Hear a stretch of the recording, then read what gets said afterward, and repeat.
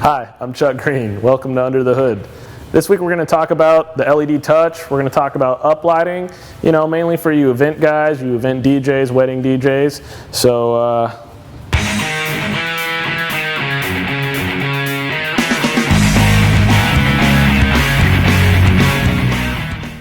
all right, before we get to the uplighting part, we're going to go through the controller, the LED touch.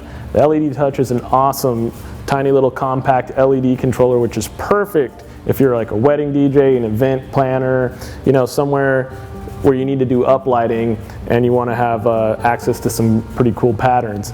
The first thing I'm going to do is I'm going to go into menu, hold it down,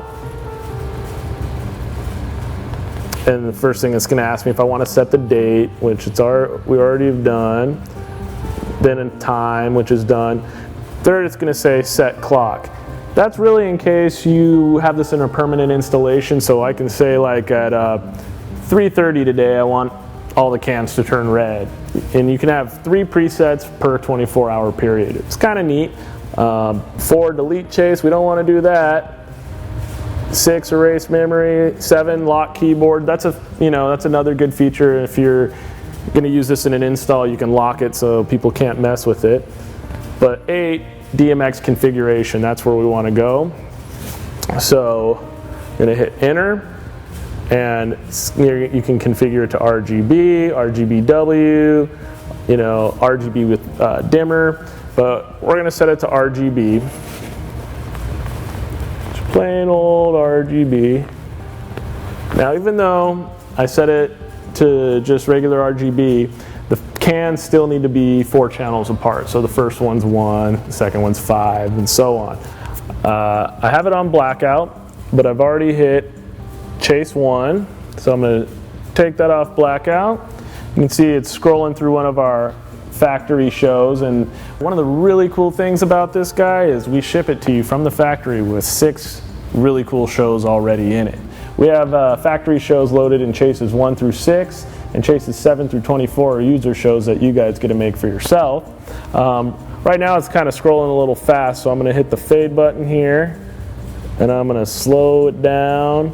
You can actually slow it down to 90 minutes. So that's a real gradual fade. One of my favorite features about this controller is it shows you on the LED next to the fixture what color the fixture is going to be, which is really handy for programming. Even if you're at home and you don't want to hook the lights up, you got a gig and you're like, hey, I gotta have everything red and green or whatever, you know what color it's going to be without even hooking the lights up. And I think that's a pretty cool feature. So that's chase 1. I'm going to go ahead, I'm going to check out chase 2, which is pretty trick. It's like a rainbow chase. Chase 3. Now you may want to just not have any animation going on, any chasing, and so I'll go up here to run mode. You can actually set it in music mode if you want, sound active, but chances are if you're doing a classier event, you don't want everything flash and trash, you just kind of want everything static. So you can just take the chase and then manually select whatever scene you want. So anyhow, these are the preset chases. I'm going to show you how to make your own chase here. You're going to hold down program for 3 seconds. It goes right to chase 7 because chases 7 through 24, those are the user chases. Those are the ones you get to fill, and you can put up to 30 steps in each chase, and that's a long chase. So we're going to pretend that we got a corporate gig and colors are red and blue. So first thing I'm going to do is select every other fixture. Then I'm going to go to color. It doesn't have to be every other fixture. It can just be whatever fixtures you want to use, but I'm going to use every other fixture. So I'm going to go to color, and I'm going to, okay, well there's red.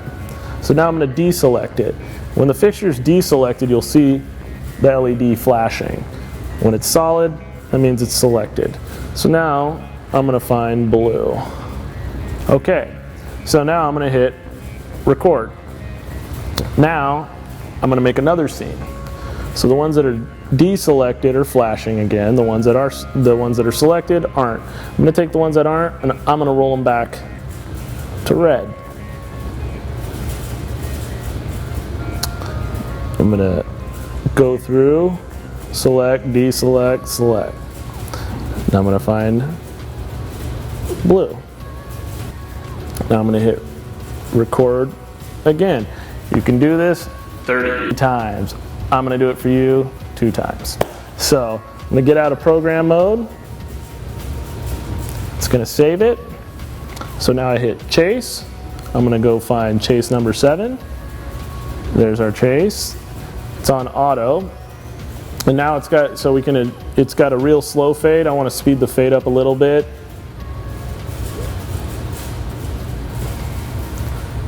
And now you'll see it alternate between the colors. Now, like I said earlier, one of the things you're probably usually going to use, say you're doing a corporate event or a wedding, you're just going to go to manual mode. Now I'm going to go to macros, and what macros are is a preset look. So I'm going to go here, macro. A lot of them are just colors, some of them are fades, and if I go here to fade, it'll be the fade time for each individual macro. So really what that is you'll have a chase basically of chases, but it just really gives you a whole bunch of looks. Also, there is an optional foot controller, which is really cool because you can go through the modes.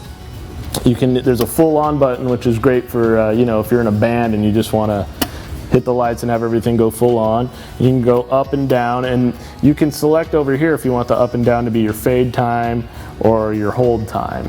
So you can also just manually go through your scenes on it. So yeah, there's the LED TFC optional foot controller for it. Alright, so now we're going to talk about uplighting, and we're going to talk about the fixtures you use while uplighting. The most common is your par can, and I've got our American DJ Pro Par 56 RGB here, which is a fantastic par can for that. It's got 36 1-watt LEDs. And then also, a lot of times you want to use linear fixtures, you know, like your Megabar series. I've got the 50 and I've got the full Megabar here. Cool thing about linear fixtures is you get a long, even beam, and with par cans you get more of a tight column of light, kind of like what I got going on back here. Sometimes people will try uplighting with different things, like we've got the Mega Panel here, which is an amazing fixture from American DJ. Not exactly what I would use for uplighting unless I could get, you know, a few feet away from the wall, then you'll get a nice big even spot on the wall. These are also great if you're going to mount it from the ceiling to light up a wall. Alright, so we're going to go to the back wall here. I'm going to show you just basically how we set it up. Okay, here I've got 4 of the Pro Par 56 RGB, and a really cool feature about this par can is they have the scissor yoke here, so you can you know, point it straight up, and you want to make sure you get a nice even flow up the wall. There's a couple ways you can do it. You can go for a couple different looks. You can pull it back a little, tilt it, you'll have more of a hot spot at the bottom with the gradual fade up. You can pull it back so it's a little dimmer depending on how high the ceiling is. But you know, this part of lighting is really kind of like painting. It's just the look you're trying to go for. It's no right, there's no wrong. Just with me personally, I try to keep it not so tacky with a bunch of different flashing colors. I kind of like subtle colors, and I try to stick with some pretty cool color schemes, but without going over the top. You know, if it's a wedding or something, you don't want it to look like a nightclub. Just keep that in mind. Alright, so here I've got a Megabar 50 RGB set up, and I've got a Pro Par 56 RGB set up. You can see here, just along the wall, that this beam angle on a linear fixture is about 3 times the width of the one on the par can. It's really cool. You can use these things together, so you can have like maybe a wide beam and then have a narrow beam and then another wide beam. And again, it's all about getting different fields of depth with lighting. It's about creating an atmosphere. I'm Chuck Green. This is the LED Touch. This has been Under the Hood. We'll see you next time.